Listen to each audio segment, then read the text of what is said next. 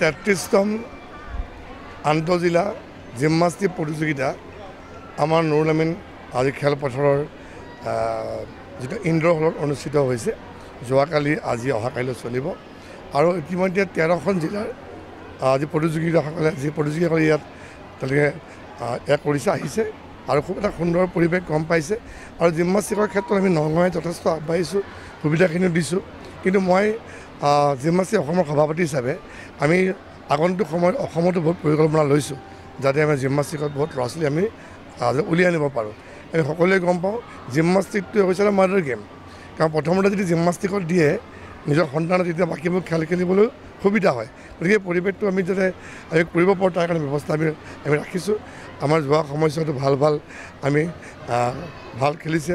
আমাৰ ৰাষ্ট্ৰীয় পৰ্যায়ত সুনাম অৰ্জন কৰিব সক্ষম হৈছে গতিকে আশা কৰিছোঁ যে আগন্তুক সময়ত আমি জিমনাষ্টিকত আমি আগবঢ়াব পাৰিম আৰু অভিভাৱকসকলে যাতে জিমনাষ্টিকত নিজৰ সন্তানক নাম ভৰ্তি কৰায় গতিকে এইখিনি আজি সুন্দৰকৈ আজি আমাক খবৰ আৰম্ভ কৰা হ'ল অহাকালিলৈকে প্ৰতিযোগিতা চলিব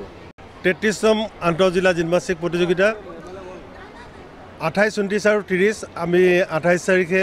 দুপৰীয়া ভাগত আমাৰ বিভিন্ন জিলাৰ পৰা খেলুৱৈসকল আহি নগাঁৱত উপস্থিত হ'ল আৰু যিহেতু খেলখিনি যথেষ্ট সংখ্যক আমাৰ কেইবাটাও এপাৰ্টেজ থাকে আৰ্টিষ্টিক জিমনাষ্টিক্সত ৰিডিমিকৰ 4টা ভাগ থাকে গতিকে আমি কালি গধূলিৰ পৰা ৰিডিমিকৰ কেইবাটাও প্ৰতিযোগিতা অনুষ্ঠিত কৰিলোঁ আৰু আজি এই মুকলি অনুষ্ঠান আমি 2:30 বজাত ৰাখিছিলোঁ এই মুকলি অনুষ্ঠান আমাৰ অসম জিমনাষ্টিক সন্থাৰ সভাপতি ৰূপক শৰ্মাদেৱে কৰিলে আৰু অসমৰ 13খন জিলাৰ প্ৰায় 300 খেলুৱৈ আৰু কৰ্মকৰ্তা ইয়াত ভাগ লৈছে আৰু জানে অলিম্পিকৰ এটা ইভেণ্ট হ'ল জিমনাষ্টিক্স আৰু ইতিমধ্যে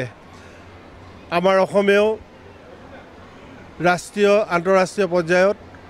জিমনাষ্টিক্সত নাম কৰিবলৈ সক্ষম হৈছে আজি কিছুদিনৰ আগতে 64তম নেশ্যনেল স্কুল গেমছত আমাৰ ছোৱালীয়ে ব্ৰঞ্জ মেডেল পাবলৈ সক্ষম হৈছে অল ইণ্ডিয়া পুলিচ মিটতো আমাৰ ল'ৰাই মেডেল পাবলৈ সক্ষম হৈছে ইতিমধ্যে আমাৰ এছিয়ান ৰিডিমিক চেম্পিয়নশ্বিপত আমাৰ ছোৱালীয়ে ভাগ ল'বলৈ সক্ষম হৈছে মেন আৰ্টিষ্টিক জিমনাষ্টিক্সত ভাৰতক প্ৰতিনিধিত্ব কৰি সমুদ্ৰ দাসে আমালৈ গৌৰৱ কঢ়িয়াই আনিছে এখন উজ্জ্বল পথাৰ আমাৰ অসমত